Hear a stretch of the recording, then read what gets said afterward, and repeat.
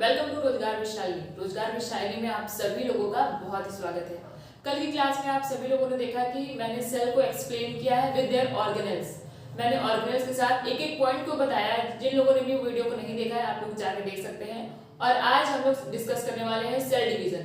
Cell division में बहुत लोगों को बहुत ही ज्यादा परेशानी होती है और मुझे भी होती थी, क्योंकि जो उसका स्टेप होता है ना कि कौन से स्टेप के बाद कौन सा स्टेप आता है, बहुत ही ज्यादा कंफ्यूजिंग होता है और बहुत भूल भी जाते हैं।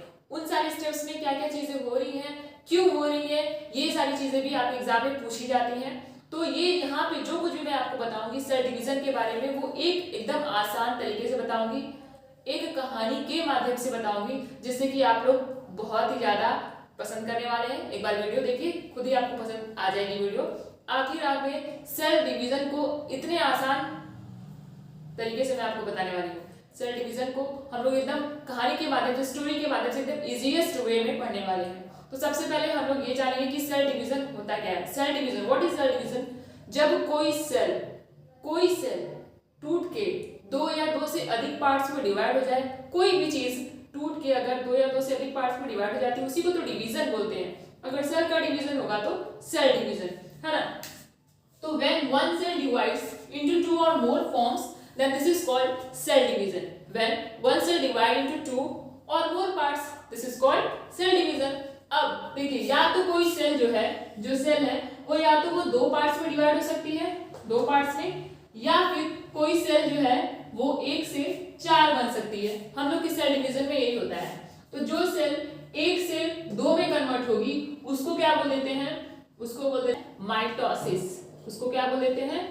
माइटोसिस। और आपको ये याद रखना है कि माइटोसिस जो होता है ना, वो हमारे सेक्स सेल्स को छोड़ के बाकी जितने भी पार्ट्स होते हैं उन सभी में माइटोसिस डिवीजन होता है। जैसे कि अभी मेरे यहाँ पे अगर सपोज दैट चोट लग जाए, तो अब इस चोट को भरने के लिए नई सेल्स आएंगी ना, जो नई सेल्स आएंगे उसमें माइटोसिस होगा, माइटोसिस डिवीजन होगा उसमें। मियोटिक डिवीजन या फिर मियोसिस डिवीजन नहीं होगा, माइटोसिस होगा। और ये जो सेल होती है ना, इसमें अगर नंबर ऑफ क्रोमोसोम 46 है, तो डिवाइड होके जो नंबर ऑफ क्रोमोसोम्स बनेंगे वो भी 46 ही रहेंगे, ठीक है। यानी कि ये कैसा होता है, अगर ये 2n है तो ये भी 2n ही होगा, ठीक है। n is equal to what? n is equal to 23, then 2n is equals to 46. Number of chromosomes in each cell in the mitosis कितने होते हैं? 46 होते हैं। इसको आपको याद रखिए कि माइटोसिस डिवीजन होता है। माइटोसिस डिवीजन में सेल के पास 46 क्रोमोसोम्स होते हैं, तो जो पार्ट्स में डिवाइड होके बनेंगे उनके पास भी 46 ही होंगे। माइटोसिस में एक सेल दो सेल में कन्वर्ट हो जाता है, ओके। अब आते हैं नेक्स्ट, इसको बोल देते हैं मियोसिस डिवीजन। इसको क्या बोल देते हैं? Meiosis division. और इसमें अगर ये सेल 46 है ना, तो जब ये डिवाइड करता है, ये सेल होता है 2n, लेकिन जब ये डिवाइड करता है तो 4 सेल में कन्वर्ट होता है, और हर एक सेल जो है वो n फॉर्म में हो जाता है। n means 23। कितने? 23 क्रोमोसोम्स सभी के पास होते हैं। ये दो चीजें आपको याद रखनी है। फिर से रिपीट करती हूँ, सेल डिवीजन दो पार्ट्स, माइटोसिस और मियोसिस। माइटोसिस में क्या होता है, अगर सेल 46 क्रोमोसोम रखता है तो उसके पार्ट्स में भी 46 क्रोमोसोम्स ही होंगे। लेकिन जो मियोसिस डिवीजन होता है, ये सेक्स सेल में डिवीजन में सेल डिवाइड होकर 4 सेल्स में कन्वर्ट होता है, और इन सभी के पास ये जो डॉटर सेल्स होते हैं, इन सभी को जो फॉर्म होते हैं इनको डॉटर सेल्स बोल देते हैं। क्या बोल देते हैं इनको बोलते हैं डॉटर सेल्स। अब डॉटर सेल का मतलब ये नहीं कि ये सभी फीमेल है, नहीं, डॉटर सेल मतलब इनके बच्चे, इस तरीके से। तो ये जो बनते हैं ये n फॉर्म में होते हैं, इनके पास नंबर ऑफ क्रोमोसोम्स 23 होते हैं। तो ये चीजें आपको क्लियर हो गई। अब हम लोग देखते हैं साइकिल। तो देखिए, जो सेल साइकिल चलता है उसमें क्या होता है कि यहाँ पे जो सेल डिवीजन होगा, ठीक है, ये सबसे लास्ट में आता है। आपसे पूछता है कि कब क्या होता है, तो यहाँ पे देखिए, ये है G1, ओके, ये है G2। G2 के पहले आता है सिंथेसिस, अभी मैं आपको बताऊंगी, और इसके बाद आता है G2। इस पूरे को बोल देते हैं इंटरफेज। इसको क्या बोल देते हैं? इंटरफेज। अभी देखिए मैं आपको कैसे कहानी के माध्यम से इसको प्रिपेयर करवा रही हूँ। सबसे लास्ट में आता है सेल डिवीजन। हम लोगों ने सेल डिवीजन पढ़ लिया है, माइटोसिस डिवीजन होता है और मियोसिस डिवीजन होता है। लेकिन उसके पहले इसको क्या बोल देते हैं? इसको इंटरफेज बोल देते हैं, यानी प्रिपरेटरी फेज बोल देते हैं। सपोज अगर किसी को एडमिशन लेना है, सपोज करें कि किसी को मुझसे पढ़ना है, ठीक है, तो आएगा, सबसे पहले आएगा वो। जब आया तो हो सकता है उसको मेरा पढ़ाया हुआ समझ में आया, हो सकता नहीं आया। तो जिसको आएगा वो कंटिन्यू रखेगा, जिसको आएगा वो कंटिन्यू रखेगा और जिसको नहीं आएगा वो छोड़ देगा। पहले तो वो एडमिशन लेगा ना, एडमिशन लेगा यानी कि इसको क्या बोल देते हैं, इसको ग्रोथ फेज बोल देते हैं। अभी वो सोचा है कि मैं ग्रोथ करूंगा, ग्रोथ फेज इसको बोल देते हैं। लेकिन जब वो थोड़ा सा आगे बढ़ा, जैसे जैसे चीजें टफ होने लगी, जैसे ये दोनों चीजें तो समझ में आ गई होगी, सपोज यहाँ पे आएगा टफ लगेगा तो क्या करेगा, छोड़ देगा, और जब छोड़ देगा इसको जी नॉट बोलते हैं, ठीक है, इसको क्या बोल देते हैं, जी नॉट। और अगर जिसको समझ में आएगा वो आगे प्रिपरेशन करता रहेगा, वो क्या कर, जैसा कि मैंने आपको यहाँ पे नीचे बताया था, अभी मैं फिर से मिटा के इसको सही से लिखी हूँ साफ। देखिए मैंने आपको बताया था वही चीजें हैं, मैं इसको फिर से एक्सप्लेन कर रही हूँ। देखिए क्या होता है, मैंने बताया कि अगर किसी को मेरा समझ में आया पहले वो तो आएगा पढ़ने, अगर उसको आया तो ठीक, नहीं आया तो वो चला जाएगा, रेस्ट करने चला जाएगा। तो इसलिए जी नॉट को क्या बोल देते हैं, रेस्टिंग फेज। अभी जी नॉट फेज कहाँ पे होता है, जो हम लोग की हार्ट की जो सेल्स होती है ना, वो कभी भी डिवाइड नहीं करती है। तो जो हार्ट की सेल्स होती है वो कहाँ पे होती है, रेस्टिंग फेज में होती है, जी नॉट फेज उसका एग्जाम्पल है।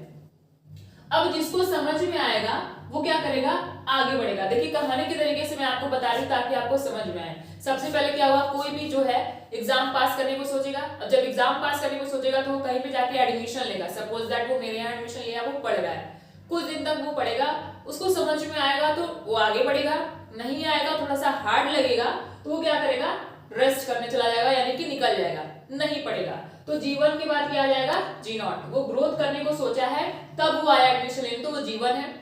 रेस्ट में चला गया, जी नॉट। जिसको समझ में आएगा वो आगे बढ़ेगा, यानी कि जब आगे बढ़ेगा तो सिंथेसिस, यानी कि अभी वो अपने आप को सिंथेसाइज कर रहा है, संश्लेषित कर रहा है आगे बढ़ने के लिए। तो जो एस फेज होता है इसको सिंथेसिस फेज, एस फॉर क्या होता है, सिंथेसिस होता है, ठीक है। तो यहाँ पे क्या होता है, एस फेज में, सिंथेसिस में क्या होता है, क्योंकि सभी लोग को पता है सेल में क्या होगा, डीएनए, क्रोमोसोम्स। तो यहाँ पे एस फेज में डीएनए जो होता है ये डबल हो जाता है, लेकिन जो नंबर ऑफ क्रोमोसोम होते हैं वो सेम ही रहते हैं, ठीक है। अब कंफ्यूज हो जाएंगे कि यार डीएनए डबल हुआ था कि क्रोमोसोम डबल हुआ था, भूल तो गए, पहले तो पढ़ने समय याद है, जैसे अभी याद है, लेकिन एग्जाम में कंफ्यूज हो जाएंगे, डीएनए डबल हुआ था कि क्रोमोसोम डबल हुआ था। तो क्या करेंगे, डी से डीएनए और डी से डबल, तो डबल कौन हुआ, डीएनए डबल होगा, ऐसे याद रखेंगे।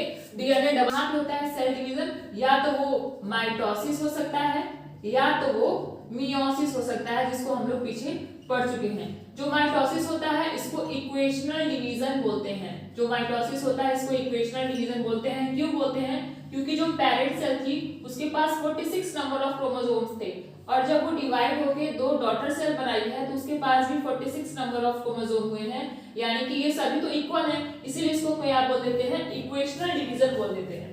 लेकिन जो मियोसिस होता है इसको रिडक्शनल डिवीजन बोलते हैं।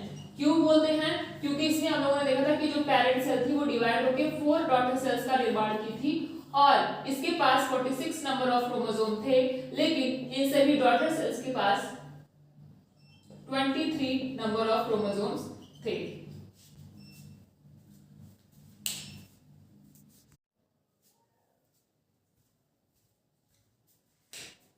तो पेरेंट सेल में कितने होते हैं, 46 नंबर ऑफ क्रोमोसोम्स होते हैं, और डॉटर सेल में 23 नंबर ऑफ क्रोमोसोम्स होते हैं, इसलिए इसको रिडक्शनल डिवीजन बोलते हैं। तो ये तो रहा सेल साइकिल। अब इसमें हम लोग देखेंगे एक एक करके माइटोसिस और मियोसिस को। तो आइए देखते हैं माइटोसिस और मियोसिस एकदम आसान तरीके से। देखिए माइटोसिस में क्या होता है, सेल डिवीजन तो होगा। सेल डिवीजन में बेसिकली क्या चीजें होती हैं, अगर हम लोग देखें तो क्या होगा, साइटोप्लाज्म होगा और न्यूक्लियस होगा। तो अगर सपोज करें कि हम लोग माइटोसिस को पढ़ने जा रहे हैं, माइटोसिस क्या था, एक इक्वेशनल डिवीजन था। अगर कोई सेल है तो ये डिवाइड करेगा, तो इसके अंदर का जो ये साइटोप्लाज्म है ये भी डिवाइड करेगा, और ये जो न्यूक्लियस है ये भी डिवाइड करेगा। तो डिवीजन कैसे होता है, जो न्यूक्लियस होता है सबसे पहले ये अपने आप को डिवाइड करना स्टार्ट करता है, और बाद में ये जो क्रोमोसोम होता है ये भी इसके साथ डिवाइड हो जाता है, और ऐसे करके ये 2 सेल्स में कन्वर्ट हो जाता है, ठीक है। तो हम लोग इसमें देखेंगे, एक होता है कैरियोकाइनेसिस और साइटोकाइनेसिस। कैरियोकाइनेसिस में होते हैं 4, जिसको याद करना बहुत लोगों को बहुत ही ज्यादा मुश्किल लगता है, पर अब आज के बाद आपको कभी भी मुश्किल नहीं लगेगा। आप कभी भी नहीं भूलेंगे कि प्रोफेज कब आएगा पहले, कि मेटाफेज आएगा, कि टीलोफेज आएगा, कोई दिक्कत नहीं है। आइए मैं आपको समझाती हूँ, बस आपको ये याद रख लेना है, पीएम एट, क्या याद रखना है आपको, पीएम एट, ठीक है। तो क्या हो जाएगा, प्रोफेज ओके, मेटाफेज,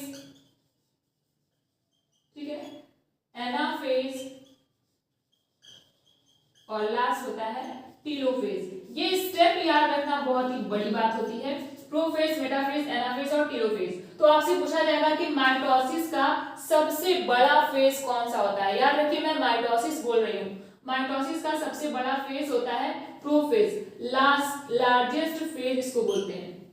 ये तो है माइटोसिस का सबसे बड़ा फेज। लेकिन अगर आपसे पूछेगा कि सेल डिवीजन का सबसे बड़ा फेज कौन सा होता है, तब बोल देंगे क्या, इंटरफेज, जो मैंने बताया था जिसमें कि G1, G0, सिंथेसिस और G2 आ रहा था ना, उसको बोल देते हैं क्या, पूरे सेल साइकिल का सबसे बड़ा फेज यानी कि इंटरफेज। लेकिन अगर आपसे पूछेगा कि माइटोसिस का सबसे बड़ा फेज कौन सा होता है, तो क्या होता है, प्रोफेज। अब देखिए मैंने यहाँ पे प्रोफेज को बताया। प्रोफेज में क्या होता है, सेल में क्या होता है, बेसिकली न्यूक्लियस होता है ना, और क्या होता है, क्रोमोसोम्स होता है, और क्या होता है, न्यूक्लियर की जो लेयर होती है, न्यूक्लियर एनवेलप होता है। तो प्रोफेज में क्या होता है कि ये सारी चीजें गायब होना स्टार्ट हो जाती हैं। क्या क्या गायब होता है, न्यूक्लियस क्या होता है, न्यूक्लियस डिसॉल्व हो जाता है, और क्या होता है, जो क्रोमैटिन होता है वो क्रोमोसोम में कन्वर्ट होना है। यहाँ पे बोला है कि क्रोमैटिन थ्रेड क्रोमोसोम में बनना स्टार्ट होते हैं, क्रोमोसोम में बनना स्टार्ट होते हैं, पूरा क्रोमोसोम बन नहीं जाते हैं, ठीक है। तो हम लोग क्या पढ़ रहे हैं, प्रोफेज में क्या क्या होता है, न्यूक्लियस डिसॉल्व होना स्टार्ट हो जाता है, और क्या होता है, जो क्रोमैटिन थ्रेड होता है वो क्रोमोसोम में कन्वर्ट होना स्टार्ट हो जाता है, और क्या होता है, जो सेंट्रोमियर्स होते हैं ना वो अपोजिट डायरेक्शन में जाना स्टार्ट हो जाते हैं। यहाँ पे भी सिर्फ और सिर्फ स्टार्टिंग हो रही है, कुछ कंप्लीट नहीं हुआ है, ठीक है। न्यूक्लियस जो है वो डिसॉल्व होना स्टार्ट हो गया है, और क्या हो रहा है, क्रोमैटिन क्रोमोसोम में कन्वर्ट होना स्टार्ट हो गया है, और क्या हो रहा है, सेंट्रोमियर जो है वो अपोजिट डायरेक्शन में जाना स्टार्ट हो गए हैं। और जाते वक्त क्या हो रहा है कि जो एस्टर का फॉर्मेशन कर रहे हैं, एस्टर, ये जो है ये छोटे छोटे जो मैं बता रही हूँ सेंट्रोमियर के किनारे किनारे, ये क्या है, ये है एस्टर, ओके। और ये जो दोनों आपस में कनेक्ट है, दोनों सेंट्रोमियर, ये किससे कनेक्ट है, स्पिंडल फाइबर से कनेक्ट है। इतनी ही चीजें होती हैं प्रोफेज में। क्या क्या हुआ, न्यूक्लियस डिसॉल्व होना स्टार्ट हो गया, जो क्रोमैटिन थ्रेड्स थे वो क्रोमोसोम में कन्वर्ट होना स्टार्ट हो गए, सेंट्रोमियर अपोजिट डायरेक्शन में जाना चले गए हैं, ठीक है। और क्या हो रहा है, स्पिंडल फाइबर का फॉर्मेशन हो रहा है। इसके बाद हम लोग देखेंगे प्रोफेज के बाद मेटाफेज।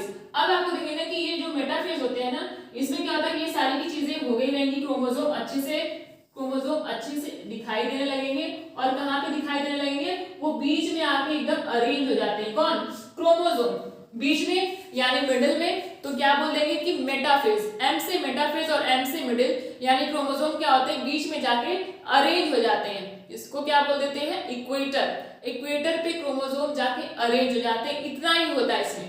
क्या होता है, जो क्रोमोसोम यहाँ पे अभी बनना स्टार्ट हुआ था वो यहाँ पे पूरी तरीके से बन जाता है, और क्या होता है, वो जाके इक्वेटर पे अरेंज हो जाता है। मेटाफेज यानी मिडिल, तो जो क्रोमोसोम है वो मिडिल में जाके अरेंज हो जाते हैं। अरेंज हो गए तो ये तो हो गया आपका मेटाफेज, ठीक है। मेटाफेज में क्या हुआ, क्रोमोसोम मिडिल में जाके अरेंज हो गए थे। अब क्या होगा, इसके बाद की फेज, जब क्रोमोसोम बीच में जाके अरेंज हो गए हैं, इसके बाद क्या होगा, एनाफेज।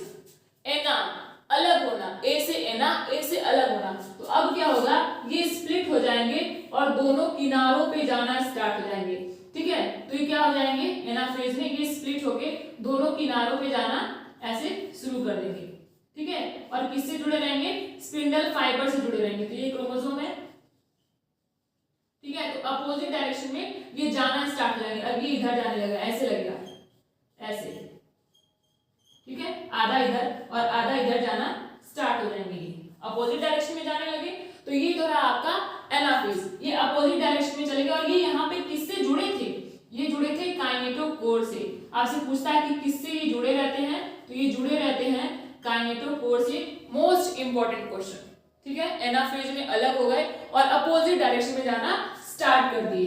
अब आएगा हम लोग का last, telophase. Telophase is just opposite to the prophase, ठीक है। प्रोफेज में हम लोगों ने देखा था कि न्यूक्लियस डिसॉल्व होना स्टार्ट हो गया था, ठीक है। क्रोमैटिन जो था वो क्रोमोसोम में कन्वर्ट होना स्टार्ट हो गया। तो अब ये सारी चीजें क्या होंगी, टीलोफेज में वापस आ जाएंगी। तो यहाँ पे आपका कंप्लीट होता है माइटोसिस। Mitosis complete. माइटोसिस में सबसे पहले क्या होता है, karyokinesis followed by cytokinesis. Karyokinesis में हम लोगों ने पढ़ा है PM eight, prophase, metaphase, anaphase और टीलोफेज। प्रोफेज में सारी चीजें डिसॉल्व होना स्टार्ट होने लगी थी, ठीक है। एनाफेज में मेटाफेज में क्या हुआ था, क्रोमोसोम मिडिल में आ गया था, इक्वेटर पे आ गया था, मेटाफेज में मिडिल में आ गए, एनाफेज में क्या हुआ, अलग होने लगे, ज्वाइंट कहां से थे, काइनेटोकोर से ज्वाइंट थे, और telophase is just opposite to the prophase. यहाँ पे क्या होगा कि जो न्यूक्लियर डिसॉल्व हुआ था वो यहाँ पे आने लगेगा, ठीक है, जो क्रोमोसोम होंगे वो फिर से क्रोमैटिन थ्रेड में कन्वर्ट होने लगेंगे, स्पिंडल फाइबर गायब हो जाएगा और वो नॉर्मल 2 सेल्स में कन्वर्ट हो जाएंगे, ठीक है। कैसे होंगे, अभी तो ये सिर्फ और सिर्फ कैरियोकाइनेसिस हुआ, अब जब साइटोकाइनेसिस हो जाएगा फिर ये अलग हो जाएंगे। तो ये रहा माइटोसिस। उम्मीद करती हूँ कि जिस तरीके से मैंने आपको समझाने की कोशिश की है आपको बहुत ही अच्छे तरीके से समझ में आया होगा। अगर आया होगा तो प्लीज आप लोग कमेंट करके बताइएगा कि आप लोग को नेक्स्ट मियोसिस चाहिए होगा, और उसमें हम लोग एक मैरिज, क्योंकि अभी क्या हो रहा है, शादियों का मौसम चल रहा है, शादियां हो रही हैं, तो हम लोग उसी एक स्टोरी के माध्यम से, शादी की स्टोरी के माध्यम से हम लोग मियोसिस को कंप्लीट करेंगे। तो ये है माइटोसिस, मोस्ट इंपॉर्टेंट है। ये किस में होता है, जैसे हम लोग के हेयर में जो डिवीजन होगा, ठीक है, हम लोग की स्किन में जो डिवीजन होगा वो सब क्या होता है, वो सब माइटोसिस डिवीजन होता है। तो ये रहा सेल डिवीजन का एक पार्ट माइटोसिस। मियोसिस हम लोग कल की वीडियो में देखेंगे। अगर आप लोग को ये वीडियो पसंद आई है, समझ में आया है, तो आप लोग कमेंट करके बताएंगे, लाइक शेयर और सब्सक्राइब भी जरूर करेंगे। Thank you.